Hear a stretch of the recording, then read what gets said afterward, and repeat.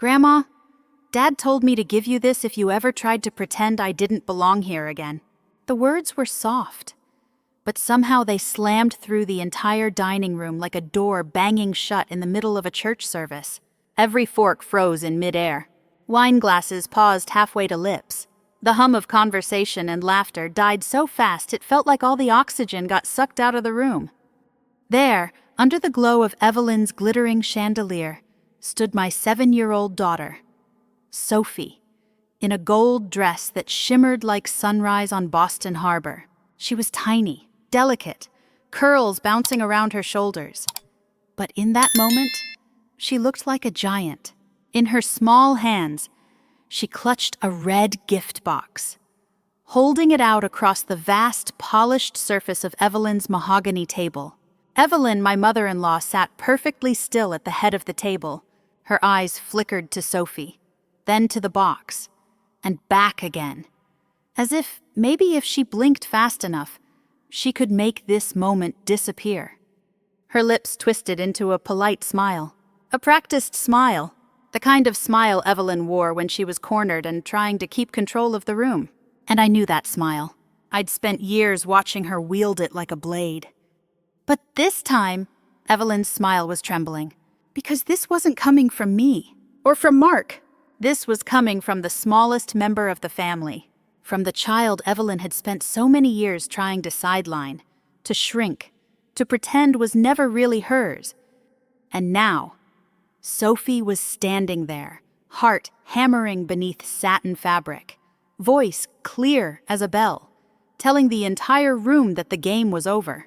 Mark sat beside me, his face white as linen, staring at the box in his daughter's hands. One knuckle throbbed against the rim of his glass where he was gripping it so hard it threatened to crack. He didn't say a word. He didn't have to, because this was a moment he'd been carrying in his chest for months. A moment we both knew would come, but had always been afraid of what it might cost us.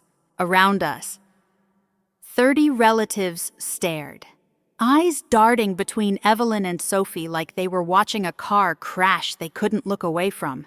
Someone dropped a spoon into a bowl of cranberry sauce. A child somewhere down the table whispered, "What's happening?" Evelyn cleared her throat. "Honey, why don't you come sit back down? Let Grandma open that later." But Sophie didn't move. She just kept her arm extended, the box trembling a little in her hand. And in that endless moment, I realized this was the crack in the perfect facade. The crack through which all the truths we'd tried to bury were about to come pouring out. My daughter had just pulled the pin on the grenade we'd all been tiptoeing around for years, and there was no putting it back, because inside that small red box was the proof Evelyn could never again pretend didn't exist. Proof that Sophie was not some outsider or guest at this table, but family, by love, by law, and by choice. And that if Evelyn couldn't accept that, she was about to lose far more than the illusion of control she'd fought so hard to maintain. When I first fell in love with Mark, I thought I'd stepped into one of those glossy New England holiday movies. He was everything I didn't know I'd been waiting for, kind, quick to laugh, steady in a way that made me feel like I'd finally come in from the cold.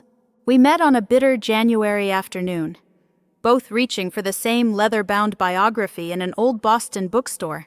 He'd looked at me over the top of the book with those green eyes and a shy grin and said, "Guess great taste isn't as rare as I thought." From that moment, my world tilted. Mark grew up in a family that seemed flawless on the surface. Evelyn, his mother, was the undisputed queen of that kingdom, a retired Boston University professor of American history. Evelyn was the kind of woman whose every movement felt choreographed.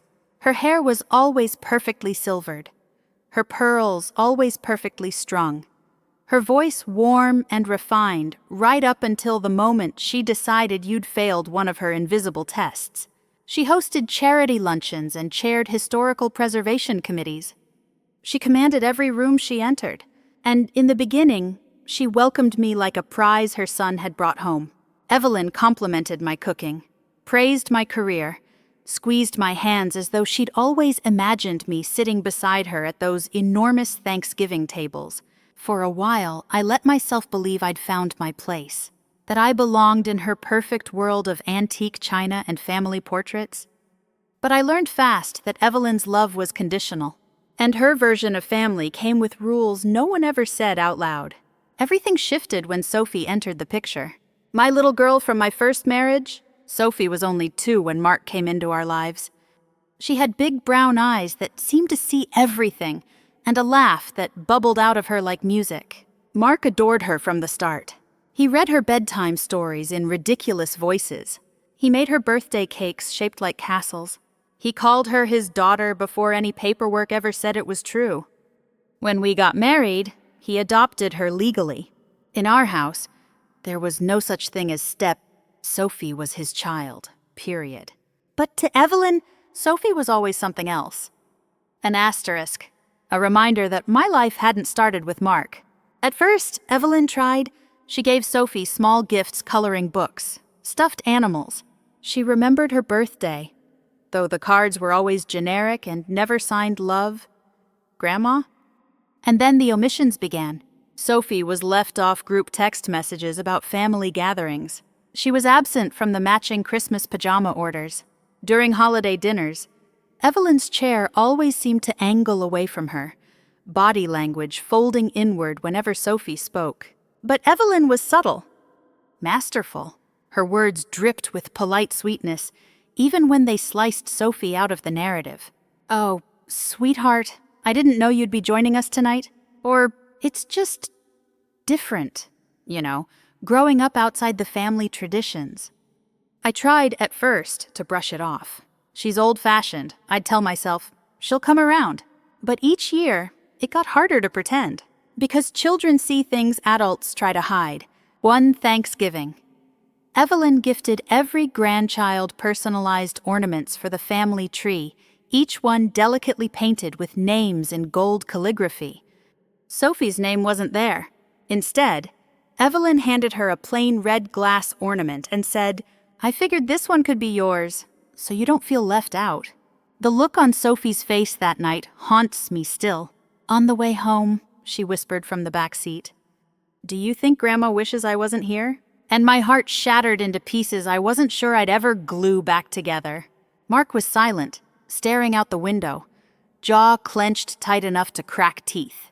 And that was the moment I knew he saw it too. But still, we kept going back. We kept swallowing our hurt for the sake of appearances, for the sake of family. Because for years, I convinced myself that silence was safer than the storm waiting on the other side of the truth. Until the day I realized my silence was teaching my daughter something unforgivable. That love was something she had to earn, and that belonging was something she might never truly deserve. The cracks in Evelyn's polished world didn't explode all at once.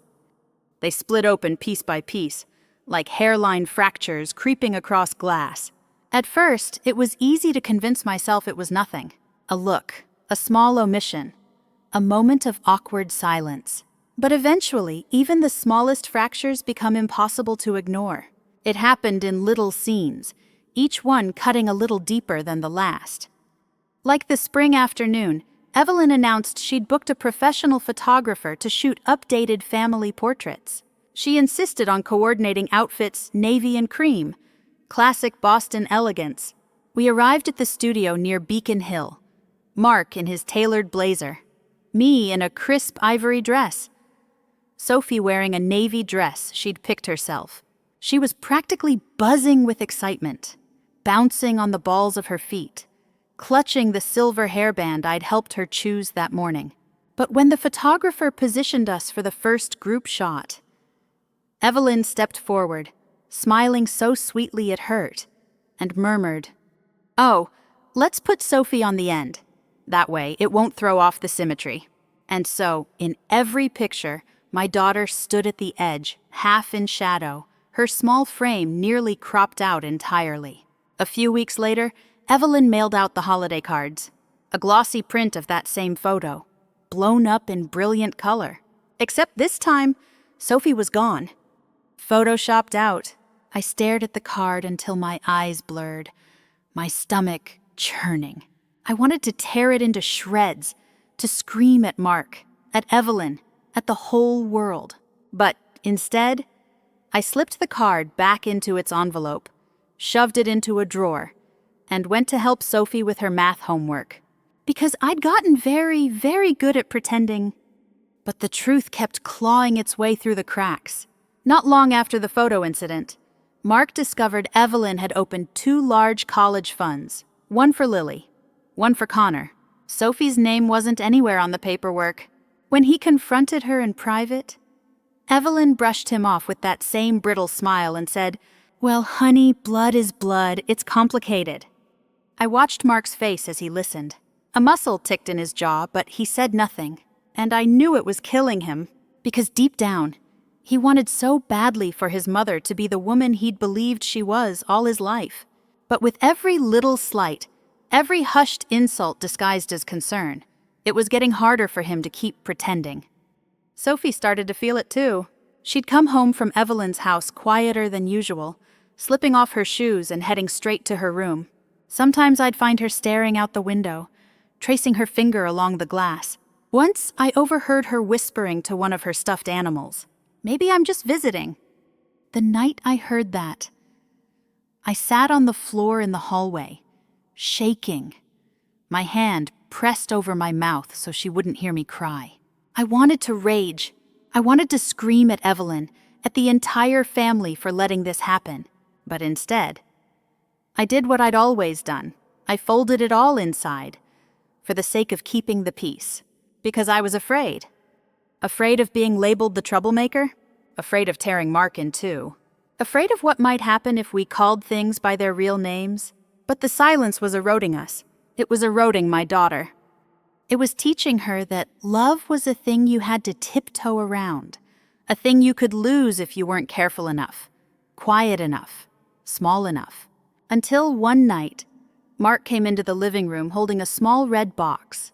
He sat down across from me, running his thumb along the edge of the lid. "I can't keep letting her do this to Sophie," he said, his voice rough. I printed the adoption papers again, and I wrote my mother a letter. Sophie deserves the chance to decide when she's had enough. I blinked at him, stunned. "You did all that, and you didn't tell me." Mark's eyes glistened in the lamplight.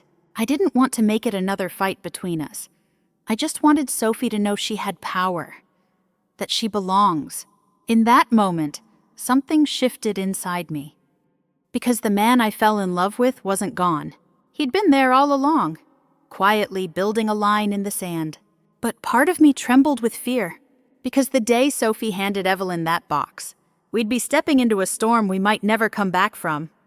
And I wasn't sure any of us were ready for what would happen when the truth finally came crashing through. Thanksgiving came barreling toward us like a freight train I couldn't stop. Boston's streets were ablaze with gold and scarlet leaves, crisp air whipping around the brownstones of Beacon Hill. From the outside, everything looked beautiful, festive, normal. But underneath it all, my nerves were a live wire, crackling with the certainty that this year would not end the way any of us expected. Evelyn was in rare form that season. She sent embossed invitations, each one addressed in calligraphy as elegant as a wedding announcement. She ordered imported cheeses, specialty wines, and a heritage turkey so enormous it barely fit in her oven. She told everyone repeatedly how this Thanksgiving was about family unity, and how we'd all come together as one. The words were perfect and utterly hollow, because Evelyn could talk about unity until she was blue in the face. But the moment Sophie entered the room, her mask slipped. The tension started a week before Thanksgiving. Sophie came home from school clutching a handmade turkey card.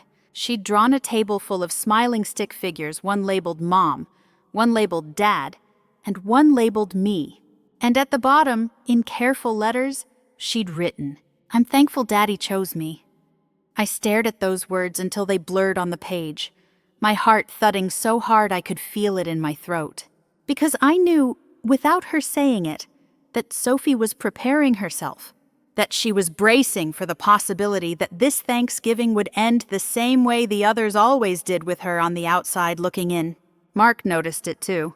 He spent that week moving through the house like a ghost, quiet and tense, eyes constantly flicking toward the hall closet where the red box sat hidden behind his suits. At night, he'd sit on the edge of our bed, elbows on his knees, staring at the floor. Sometimes he'd murmur, almost too softly to hear, "I don't know if I'm ready for what comes after." And I'd whisper back, "But Sophie she deserves to be seen." On Thanksgiving morning, the sky was a hard, cold blue. Sophie came downstairs in her new gold dress, the one she'd chosen weeks before. She twirled in front of the mirror, curls bouncing around her face, and asked, "Is this fancy enough for Grandma's house?" And though my chest squeezed so tight I could hardly breathe, I managed to smile and say, "You look perfect." Mark tucked the red box into a tote bag, zipped it up, and slung it over his shoulder like it weighed 100 pounds. We drove through the nearly deserted streets, past the river shining under the morning sun. In the back seat, Sophie held her stuffed bunny in one hand and rested the other hand protectively on the tote bag. She didn't say a word. When we arrived, Evelyn's house was glowing from every window. Twinkling lights dripped from the Victorian eaves. The smell of roasting turkey and cinnamon poured out as soon as she opened the door. Evelyn swept Lily and Connor into big hugs, pressing kisses to their cheeks and raving about how tall they'd grown. Then she turned to Sophie. She paused, eyes gliding over the gold dress, and gave her a small, polite hug that lasted barely 2 seconds. "Well, don't you look festive?" she said. And just like that, Sophie shrank by an inch. Dinner was a glittering affair. 30 people sat elbow to elbow at Evelyn's massive table, silver flatware gleaming under the glow of antique chandeliers.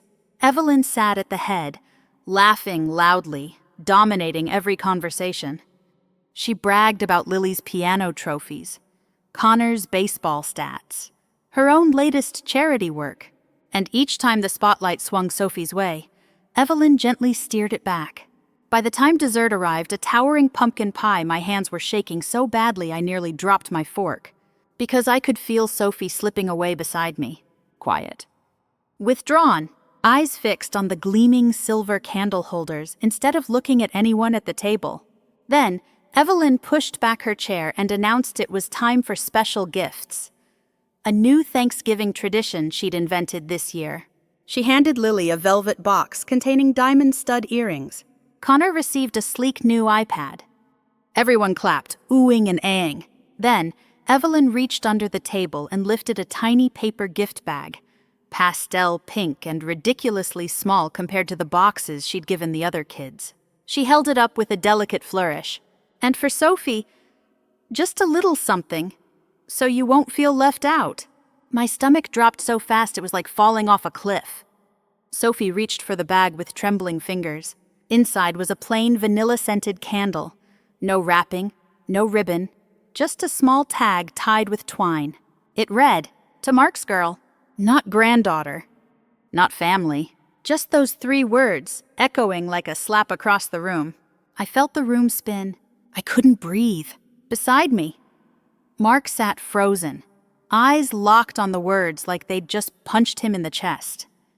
And then Sophie lowered the candle into her lap, took a long, slow breath, and reached for the tote bag under her chair. And I knew this was it. There was no going back, because my daughter was about to change everything. Sophie sat there, tiny hands curled around that vanilla candle, eyes locked on the tablecloth like she was counting the embroidered leaves to stay calm. All around us, the room buzzed with forced laughter. Aunt Marian leaned toward Evelyn, murmuring some empty compliment about the centerpiece, while Lily and Connor were busy admiring their gifts under the glow of the chandelier. But Sophie didn't even blink at the chaos. Slowly, she set the candle down, pushed her chair back, and stood up. The scrape of her chair echoed through the dining room like a gunshot. Every head snapped in her direction. The hush fell so thick, it felt like we were all underwater. And then, Sophie did the bravest thing I've ever seen. She reached beneath her chair and pulled out the red box. It looked small and harmless in her delicate hands, but I knew it was loaded like dynamite. She stepped forward, her gold dress rustling softly, and held the box out toward Evelyn. Her voice came out quiet but perfectly clear. "Grandma, Dad told me to give you this if you ever tried to pretend I didn't belong here again." A collective gasp rippled down the table. A fork slipped from Lily's fingers and clattered onto a china plate.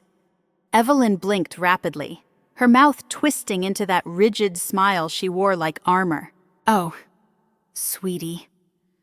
What's all this about?" she crooned, voice trembling just slightly at the edges. Sophie didn't answer. She kept her arm outstretched, the box trembling only a tiny bit in her grip. Evelyn's hand hovered for a moment, then slowly closed around the box. She pulled it close, like it might bite her. Her manicured fingers fumbled with the red wrapping paper, peeling it away in jerky motions. Inside was a plain white cardboard box. Evelyn popped the lid open and stared. On top, nestled in tissue paper, lay a photograph. It was Mark, dressed in scrubs, cradling a chubby-cheeked Sophie who was covered in frosting and wearing a sparkly paper crown. Scrawled across the bottom in gold marker were the words, "Day 1 Dad." Evelyn stared at the photo, lips parting slightly, eyes glistening. Her fingers trembled as she lifted it out, revealing an ivory envelope underneath. She glanced at Mark, as though silently pleading for him to make this stop. But Mark didn't move. He just sat there, staring at his mother like he was seeing her for the first time. Evelyn tore open the envelope. She unfolded the letter and began to read, her lips moving silently at first. But after a few lines, she read aloud, voice cracking. "Mom, if you're holding this, it means you've hurt Sophie again. I've watched for years while you made her feel like she doesn't belong. I've hoped you'd change. I've hoped you'd love her like your granddaughter. But I can't keep waiting. Sophie is my daughter by law, by choice, by love. And if you can't accept that, then you're no longer welcome in our lives." She lowered the letter, staring at Mark, eyes brimming with disbelief and fury. "You're choosing her over me, your own mother." Mark's voice was steady, his words sharp enough to slice glass. "I'm choosing my daughter. I'm choosing the family I built. And I'm done pretending that you didn't hurt her." Evelyn's face twisted, a dark flush rising up her neck. This is because of her," she screeched, jabbing a finger in my direction. "She turned you against me." I stood up, my chair scraping back hard enough to bump the sideboard. My voice came out calm, deadly quiet. "No, Evelyn, Sophie gave you a gift, the chance to see her, to love her. You chose not to." For a moment, the silence felt like it might swallow the entire room. The fire crackled in the enormous stone hearth. Lily stared down at her diamond earrings, tears gathering on her lashes.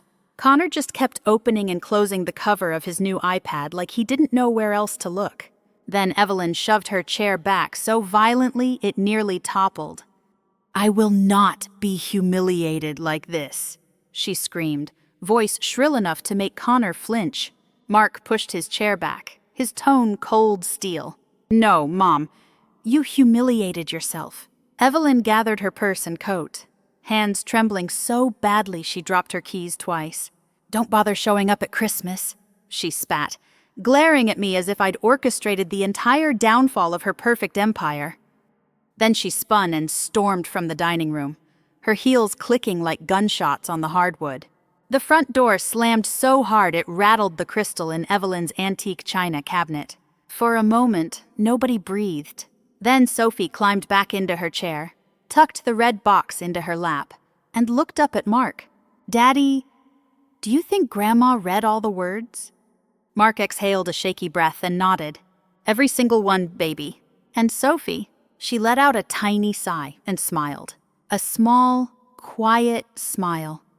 But one that told me the fight was worth it. For several long seconds after Evelyn's footsteps faded down the hallway, the dining room seemed frozen in time. The crystal chandelier above the table swung gently, scattering light across pale faces and half-finished plates. No one moved, no one spoke. Even the fireplace seemed to hush, as though the entire house was waiting to see what would happen next. Sophie was the first to break the stillness. She set the red box gently on the table beside her untouched plate, folding her small hands in her lap, like a little queen who'd just declared her decree. She looked perfectly calm. Mark sat motionless beside me, staring down at the grain of the polished table. His shoulders sagged, the last of his tension seeping out of him like air from a punctured tire. Across the table, Marian finally found her voice, whispering in a trembling hush. "Julia, I had no idea it was like this. But the truth was, she did." They all did.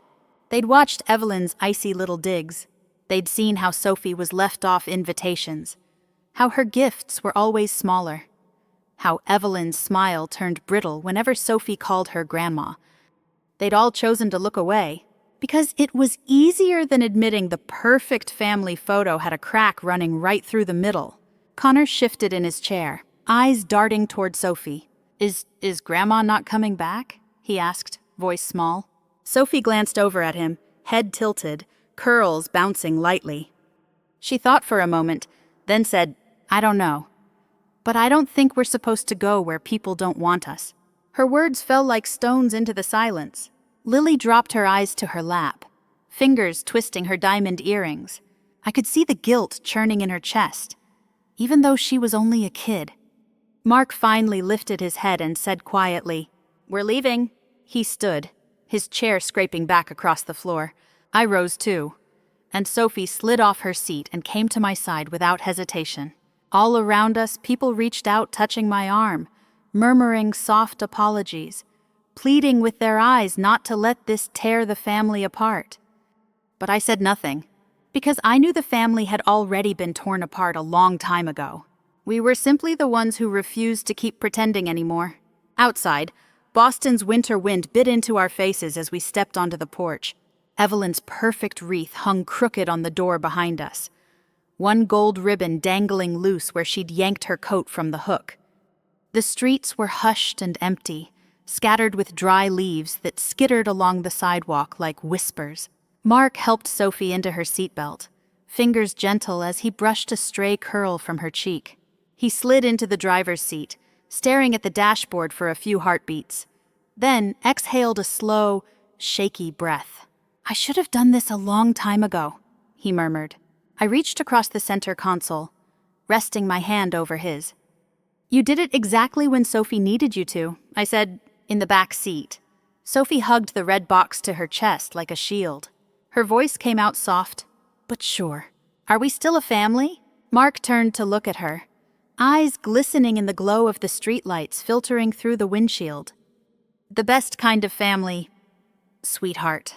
One where nobody ever has to wonder if they belong."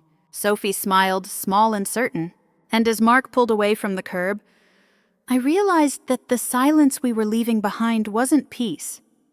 It was a cage, and tonight, we'd finally stepped free. We never went back to Evelyn's house after that night. Not for Christmas. Not for birthdays. Not for the annual summer clam bakes she used to throw on the Cape. At first, the silence felt sharp and echoing, like we were missing a limb we'd gotten used to living without. But as days turned into weeks, something softer started growing in its place. A quiet kind of freedom. Sophie seemed to breathe easier almost immediately. She stopped glancing toward the door at family gatherings, waiting for someone to come sweeping in with big announcements and bigger judgments. She stopped asking if we'd gotten any new messages from Evelyn. Instead, she began filling her own space. One Sunday, she decided we needed a new tradition. So we made pancakes in the shape of animals, dogs, cats, even one vaguely resembling a dinosaur until the entire kitchen was dusted in flour and maple syrup. Mark laughed so hard he nearly dropped the spatula. Sophie beamed like sunlight. And in that tiny chaos, I realized we were building something real. Not perfect. Not curated for holiday cards. But honest. We adopted a golden retriever named Charlie, who instantly declared Sophie his person. He followed her from room to room, tail wagging so hard it thumped like a drum against the walls. Sometimes I'd catch her lying on the floor beside him, reading him stories in a soft, earnest voice. Mark changed too. The weight that had been pressing into his spine for years seemed to lift. He started speaking up more, no longer shrinking under the invisible rules Evelyn had always imposed. He smiled easier, slept deeper. One night, I found him sitting on the edge of Sophie's bed while she slept, tracing his thumb over the soft blanket. I thought protecting the peace meant keeping quiet, he whispered. But I think real peace comes from knowing you've finally stopped lying. I squeezed his hand. And from knowing your daughter never has to wonder if she belongs, I said. A week after Thanksgiving, a small padded envelope arrived in the mail addressed to Sophie. Inside was a silver bracelet with a tiny heart charm and a note written in careful, childlike handwriting. It read, "I'm sorry Grandma was mean. You're my cousin forever. I bought this with my own allowance. Love, Lily." Sophie read it twice, eyes shining. Then she slipped the bracelet onto her wrist and refused to take it off. Even when I tried to convince her to leave it home for gym class, that single gesture meant more to her than any expensive gift Evelyn had ever given. Because it was real, because it was chosen, and because it proved that love can come from places you'd stopped hoping to find it. Meanwhile, I made a choice of my own. I opened my laptop, hit record, and shared our story online. Not to shame Evelyn, not for revenge, but because I wanted people to know they weren't alone. I talked about how easy it is to excuse cruelty in the name of family, how silence can turn into complicity, and how sometimes the bravest thing you'll ever do is admit the people who should love you sometimes can't. The video went viral faster than I ever expected.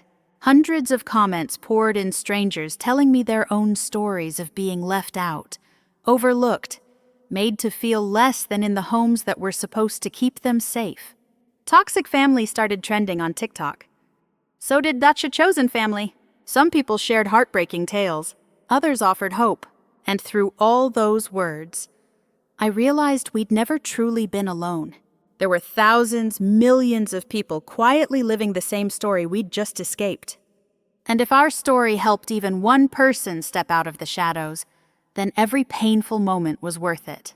A few nights before Christmas, I found Sophie standing in front of the tree, the glow of the lights dancing across her curls.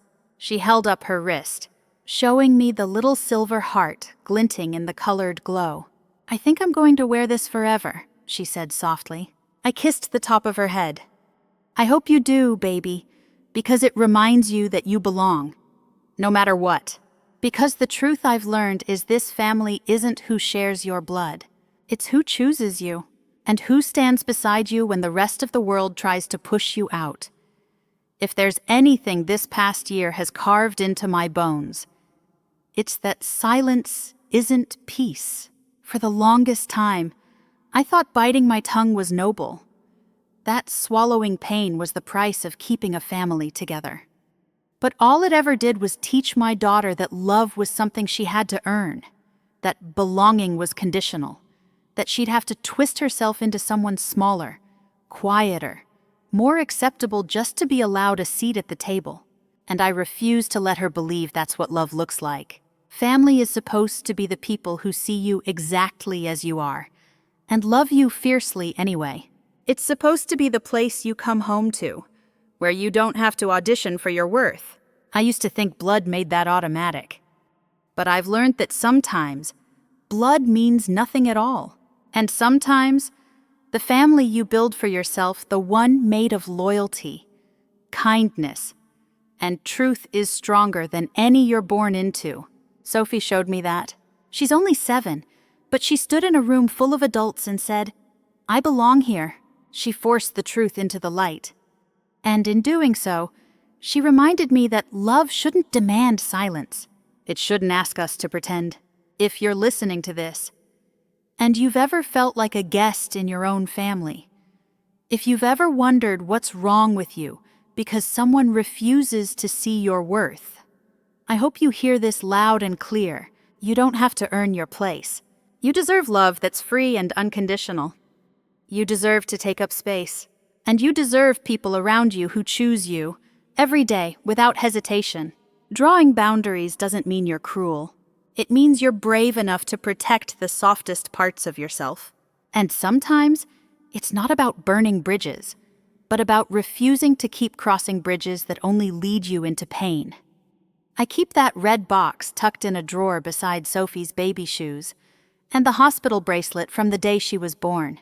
Not because I want to remember the hurt, but because I want to remember the power of speaking up, the power in a little girl's voice, and the moment our family finally stopped pretending and started living honestly.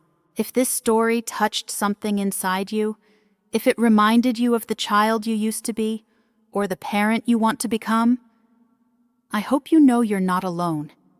You're stronger than you think. You're worthy of love that doesn't make you beg for scraps of affection. And sometimes, the scariest truth you say out loud is the first step toward building the safest place you've ever known.